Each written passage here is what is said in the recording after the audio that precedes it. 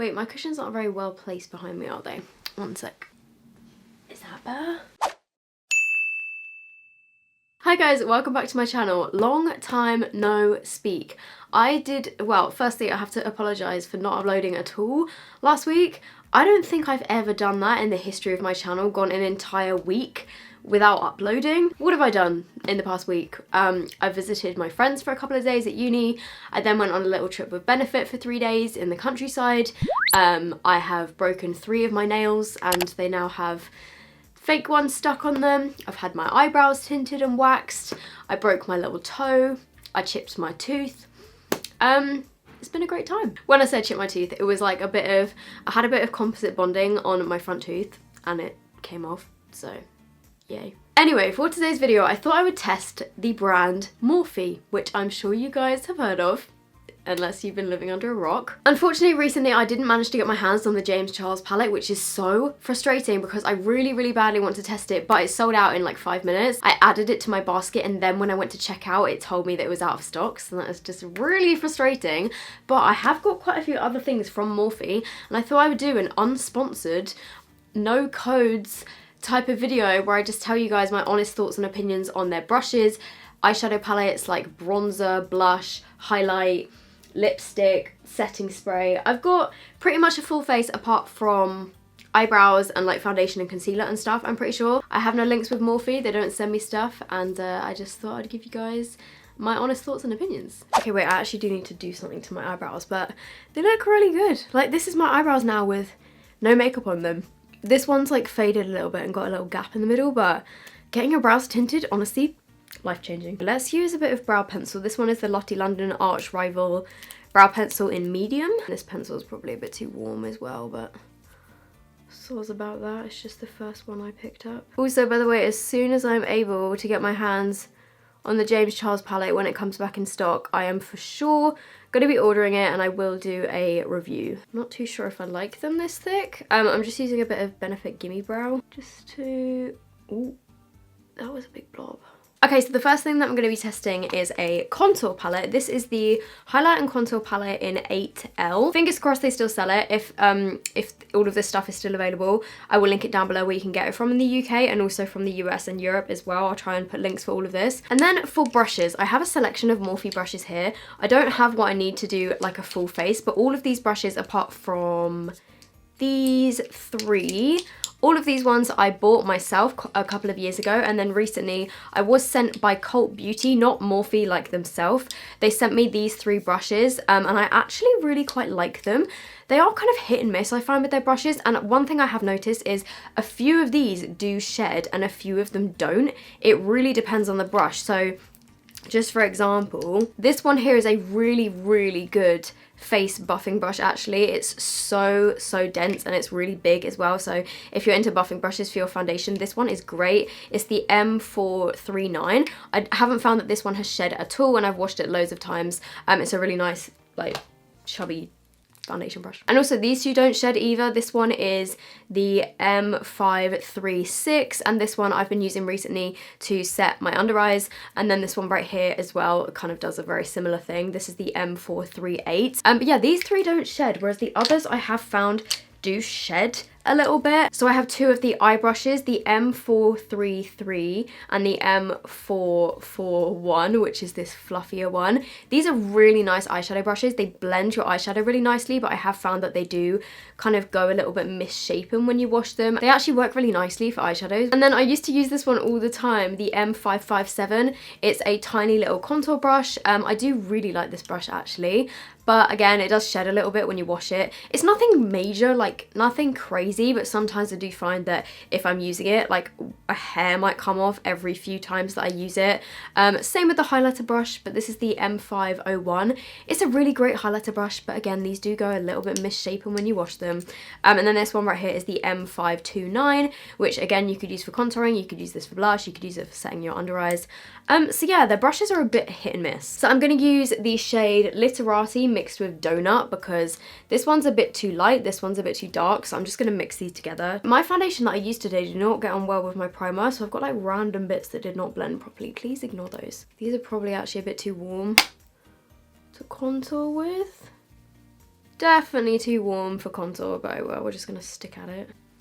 I have used this palette before, but there's a lot of things in here that I have not used before, so you're gonna get my first impressions. This brush with this contour powder, with this foundation, is not a good combination. I am not enjoying how that looks. First time I used this palette, I really liked it, but like that looks a bit patchy, doesn't it? I'm just gonna take a different brush and then mix those shades again to kind of do around my hairline because that other brush is just too small. Yeah, I would definitely say that this palette works better for bronzing rather than contouring.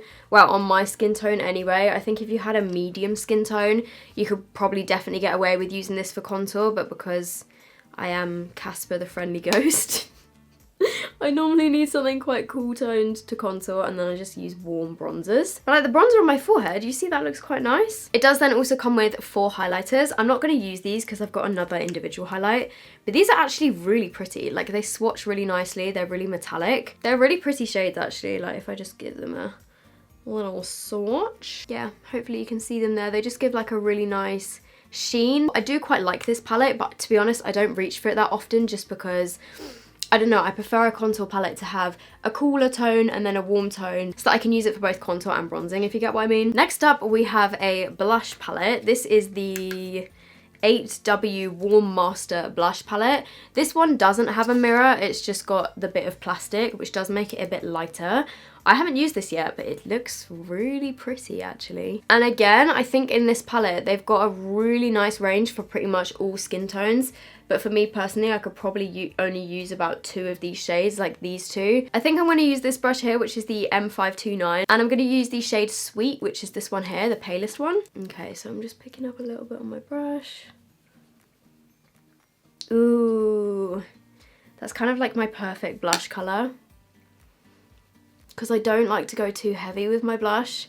I just like to have a little hint of colour. That is so pretty. I actually really like the formula of that blush. It just sucks that I can't use the rest of the shades, but then at the same time, I think it's good that they've done like quite a range. This palette is probably meant for somebody with a more medium skin tone, I reckon. Okay, I then have an individual highlighter, which is the High Impact, I can't read apparently, High Impact highlighter in the shade Extra. This is what the packaging looks like. It's just matte black and then you open it up. It does have a mirror, which I actually really like because I'm often doing my makeup when I'm on a train or something, so that comes in handy. Oh, I think this potentially might be a bit too dark. I'm just going to try this on my face and I'm using the M501 brush. Whoa. Ooh. Okay, I think it might be the tiniest bit too dark. Ooh, but that is so pretty. I haven't really heard anything about Morphe highlighters, but look at that. Yeah, you can kind of see it from the front. God damn it. Do they do paler shades of this? Because that's actually really nice. Yeah, that's really pretty. I just wish that it matched me a bit better. But if you are slightly darker than me, it's a really nice highlighter. Let's try a bit down my nose.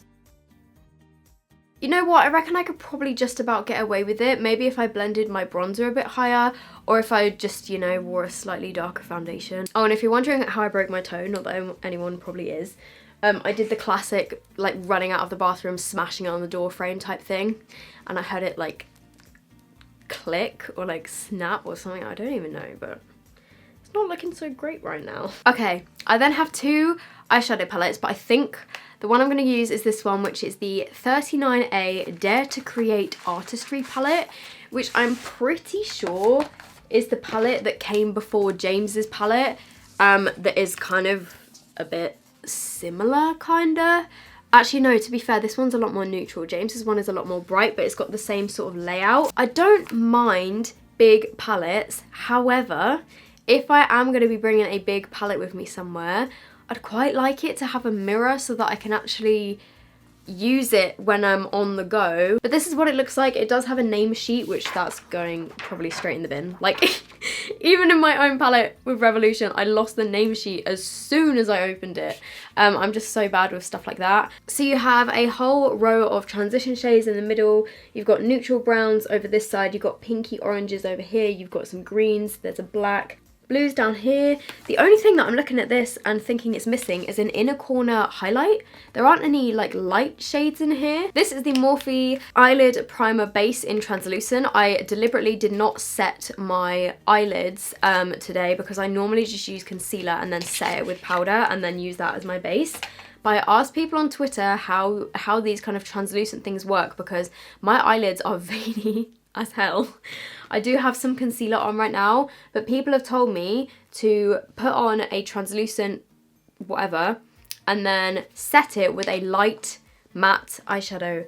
However, there isn't any light matte eyeshadows in here, so we may have to dip into this little palette right here. This is the Morphe 25A palette, and this one is a lot more neutral, but it looks really, really pretty. So I'm going in with the eye primer, and I'm just gonna put this all over my lid. And like, do you do it all the way up to your brow? I don't know. How do these work? Let's just kind of pat it all over the lid. Ooh. To be fair, it does feel nice and tacky. So my eyelids now feel, actually it feels like it's kind of dried to a matte sort of finish. That actually worked out better than I thought it would, to be fair. But I'm just gonna take the M433 brush and then I'm just gonna go in with this shade right here down the bottom, just all over my lid as a kind of base colour. It's slightly kind of peachy. Okay, so I'm then moving into the big boy. And I'm going to take this shade down here. And I'm still using that same brush because even though it's kind of a flat brush, it is a little bit fluffy as well. And you'll be pleased to know that I'm not just going to do my everyday warm smoky eye today. But first, I think I am going to do a bit of a warm transition. So I'm just, I can't speak, transition. And I'm just going to add this into my crease. Whoa, that one's actually really pigmented. Just to give it a bit more depth. I'm now going to go in with the blues, but I think I'm going to have to use a couple more brushes because I've only got 2 brushes by Morphe. And I'm going to take this shade down here. Oh, okay. Or just stab your fingernail into it. Oh god, this was already a mistake. Dark matte blues, I don't think I've ever got along with, just because they're so difficult to blend. That is quite dark. Let's go in with a bit more. So I'm just slowly building that up, and I think I'm going to take the clean M441 and just blend over those edges slightly. Okay, so once it's placed down, it doesn't blend out too easily, so I would just say be very careful if you're using this blue colour. Also, when it's actually on your eye, like I know I've got the other transition shades underneath, but can you see as soon as I place that down, it is quite a, like it's not a super bright blue, it's quite a muted dark blue, so it's not too in your face. To be fair, it's very pigmented. I'm just really going to pack this onto my inner corners and outer corners because I think I'm gonna do a bit of a halo eye today. Also, if anyone, this is completely random, if anyone has any recommendations for shows to watch on Netflix, please let me know. I've started watching The Haunting of Hill House. I'm 1 episode in. The ending scared the shit out of me, but it's good. I'm just kind of mixing a few of the transition shades together and we're just gonna buff over those edges. Okay, so we're looking very smoky. To be fair, this actually looks quite good so far. The edges were able to blend out with a bit of a trusty transition shade. I don't think I'm actually gonna cut my crease today. I wanna see how the shadows layer just by themselves. Right, we've got this one, which is a really dark blue. I don't know how well that would show up. This one, which is more of a tealy green blue. This one, which is a bright kind of turquoise. And then this one, which is again like darker.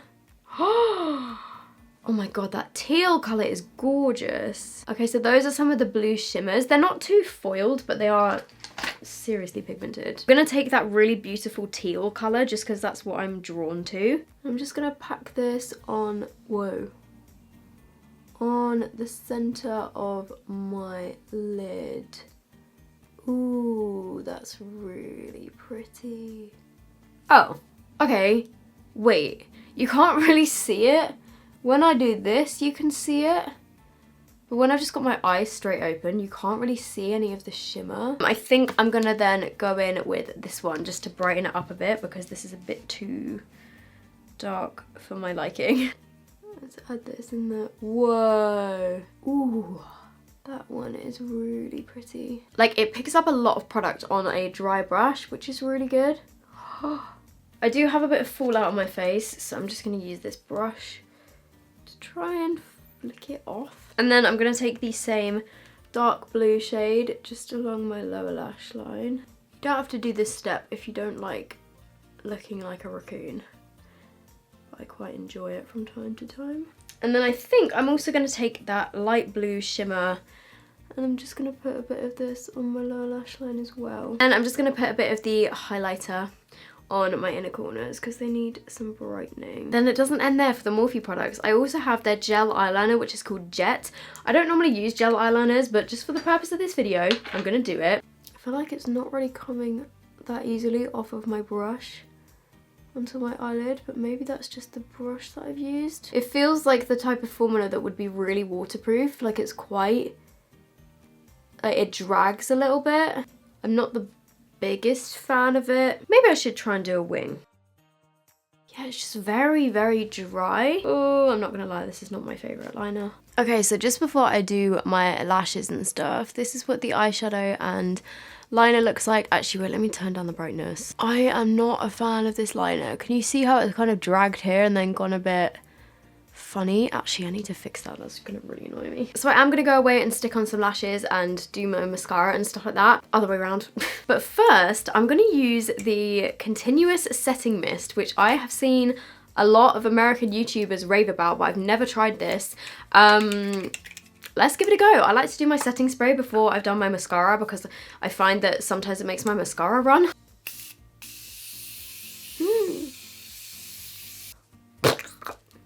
Oh my god. Okay, maybe that was a bit much. I need to get my fan. It just felt so nice. I didn't want to stop spraying it on my face. Look at it all in my hair. Oh my god. To be fair, the way that that sprayed was really nice.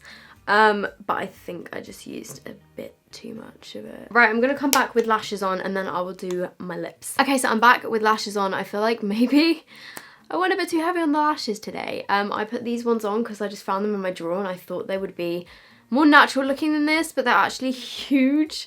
These are the Backstage lashes in Date Night. Also, annoyingly, this one, I don't know, it didn't go on the same as the other one. I don't actually think they sell this shade anymore, but there was a time period, I think it was last summer, where I was absolutely obsessed with this colour. It's the Morphe liquid lipstick in Virgin, and the Morphe liquid lipsticks that I've tried before, again, I don't know if they've changed the formula because they have changed the packaging since then. The formula of these are so nice. Wait, let me just get my lip balm off. They smell really good and they're so comfortable to wear. In my opinion, the formula of this feels really, really similar to the Ofra liquid lipsticks, which are some of my favorites. Okay, so this is the overall look, and I'm not really, not gonna lie, I'm not really a fan of it. I feel like it just looks like I've got so much makeup on my face right now, which I do.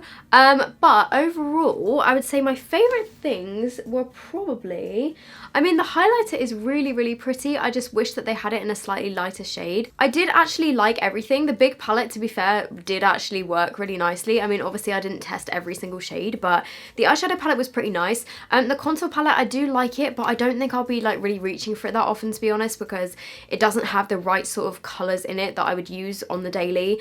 Same with the blush palette, like it was pretty, but the colours, like there's only 1 or 2 colours in there that I'd actually used. Okay, so overall, I would say that Morphe as a brand in general, it's a good brand. Like I do like it as a brand as a whole. I think they make some nice things. I think their eyeshadows are probably like the best thing, like they're really good quality. Okay, let me find a question of the day because I have not done a video in forever. This one is kind of random, but I want to answer it because I like stuff to do with piercings. This one is from S Free Melody and she said, question of the day, where did you get your ears pierced? Do you think it's okay to do the lobes at a jewelry store or Claire's? So I've never actually had my ears pierced at Claire's, but I do actually know quite a few people that have had their ears pierced at Claire's and not had any issues with them. I did get my first, I've got quite a few ear piercings, I don't know if you can see. I got my first and second lobe piercings done with a gun, which I know a lot of people are against piercing guns because they're kind of like harder to clean and it's just kind of like the blunt force of an earring going through your ear. But me personally, like I'm not going to tell you guys what to do. I didn't have any issues with getting my first 2 lobe piercings done with a gun. I found that they healed fine. My third lobe piercings I got done in a tattoo shop, and they used a needle. And then obviously, like for my cartilage piercing and my rook, they used a needle. I know that if you use a gun on a cartilage, like it's a bit more problematic because it can shatter your cartilage and stuff and cause some complications. So I would just say do your research and go off, you know, your local friends' recommendations in your local area or whatever. So yeah. Okay, right, I'm gonna go now. I'm gonna go edit this video. Anyway, I really hope you guys are all good. And yeah, I guess I will see you in my next video. Bye!